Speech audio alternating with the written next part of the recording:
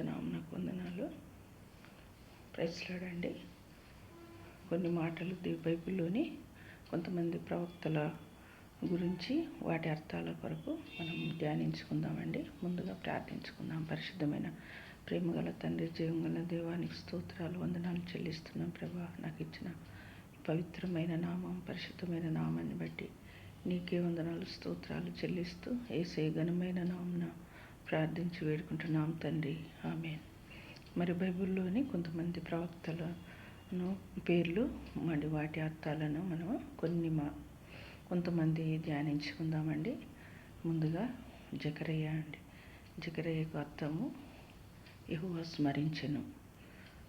అలాగే అగ్గాయి ఉత్సాహము, పండుగ. మోషే నీటిలో నుండి తీయబడును. దానియేలు దేవుడు న్యాయాధిపతులండి. నహూము ఆదరణ. యెహోవా దానము. జపన్య యెహోవా సేవకుడు.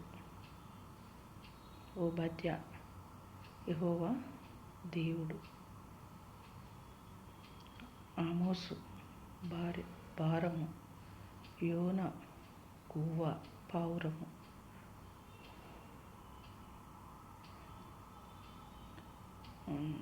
అపకుకు కౌగలించుకుంటా. దేవునికి వందనాలు.